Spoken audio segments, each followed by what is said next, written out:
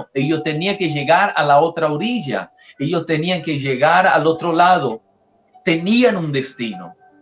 Ellos no entraron solamente en aquella barca para ver cómo estaba el agua, para dar un paseo. No, ellos tenían un destino. Pero en un cierto momento, estaba todo tranquilo el viaje. Jesús se pone a acostarse, dice la palabra del Señor, en la popa de la barca. Allí se echó un rato y se durmió.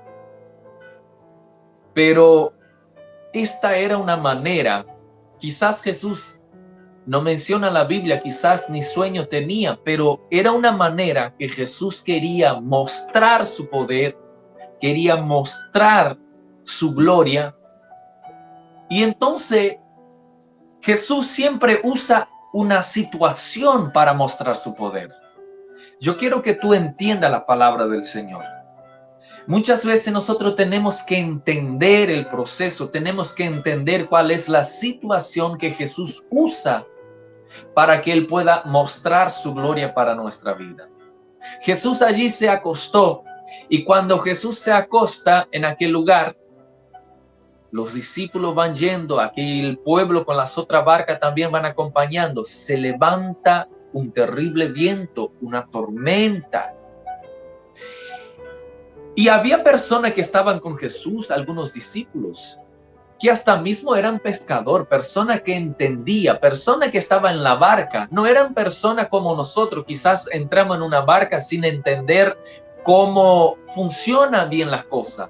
Las personas que andan con barco, las personas que guían una embarcación, son personas ya acostumbradas, son personas ya que tienen una cierta facilidad de conducir un barco por más que haya viento. Ellos saben cuál es el problema que está en su frente. Pero estas personas mencionan la palabra del Señor, que ellos se pusieron con temor, quedaron con miedo porque el viento era muy fuerte. La tormenta era tan grande que ya no podían más controlar, que las olas del agua estaban entrando dentro de la embarcación. Se estaban prácticamente, como lo puedo decir a ustedes, se estaban hundiendo. ¿Cuánto pueden comentar un amén ahí? Se estaban hundiendo.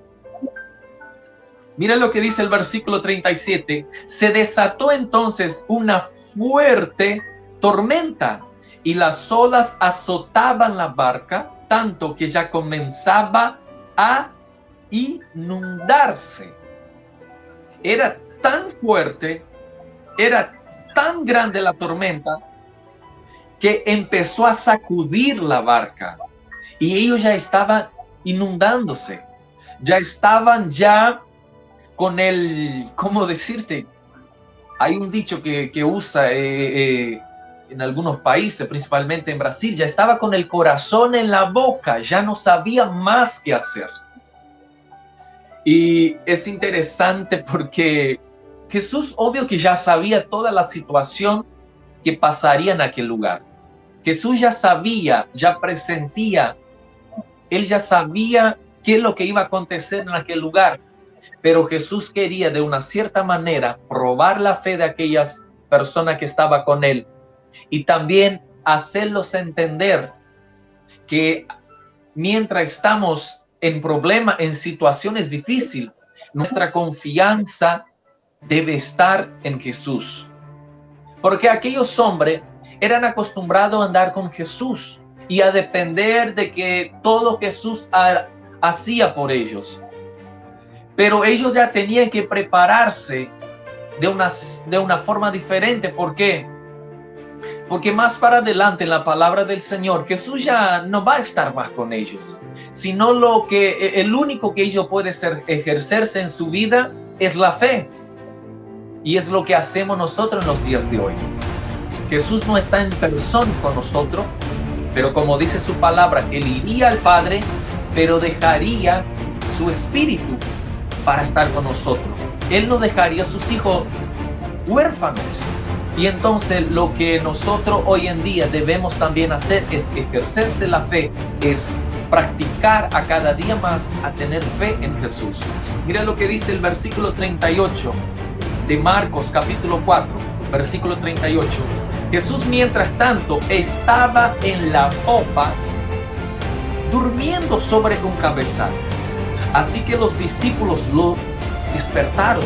Los discípulos estaban con tanto miedo que despertaron a Jesús. Jesús no manejaba la barca. Jesús no guiaba la barca. Quien guiaba la barca eran las otras personas que estaban con Jesús allí. Quizás Pedro, quizás Tiago. Era ellos que sabía conducir la barca. Si el viento está viniendo contrario, vamos a conducir la barca para acá. Si el viento viene del norte, vamos a intentar conducir la barca hacia el sur.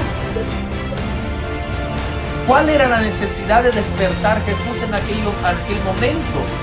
Si Jesús no conducía embarcación, Jesús solamente subía en la barca para que ellos pudieran atravesar Jesús al otro lado y Jesús seguir haciendo sus milagros y hablando del amor de su Padre nuestro Dios. Pero ellos quedaron con tanto miedo que despertaron a Jesús. Mira lo que hicieron ellos. ¡Maestro! Ellos gritaron. ¿No te importa que nos ahoguemos? Ellos estaban tan acostumbrados a depender de Jesús. Y esto es algo bueno que debemos aprender a depender de Jesús. Ellos lo hicieron gritando, maestro, despiértate.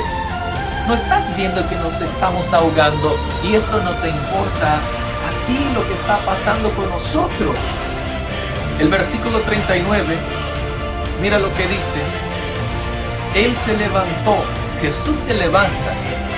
Me imagino que las personas que estaban en aquella barca en este momento empieza a ver y quizás a pensar, bueno, veremos lo que Jesús va a hacer en este momento.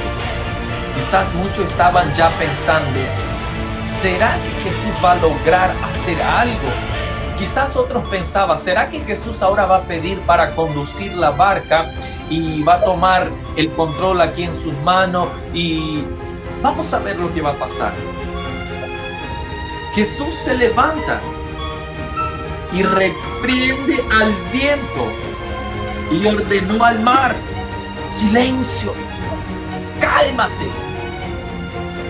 El viento se calmó y todo quedó completamente tranquilo.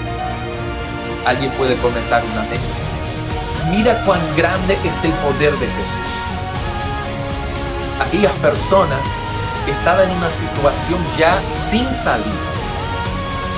En medio de un mar, en medio de tantas aguas, ¿cuál es la salida? No existe salida.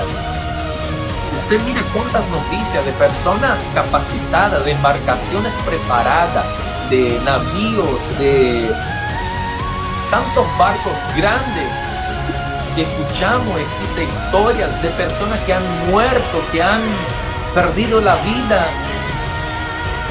en un mundo enorme de agua y no han logrado salvarse. ¿Por qué? Porque el agua es fastidioso cuando nos encontramos en medio solamente de agua y ya no hay salida.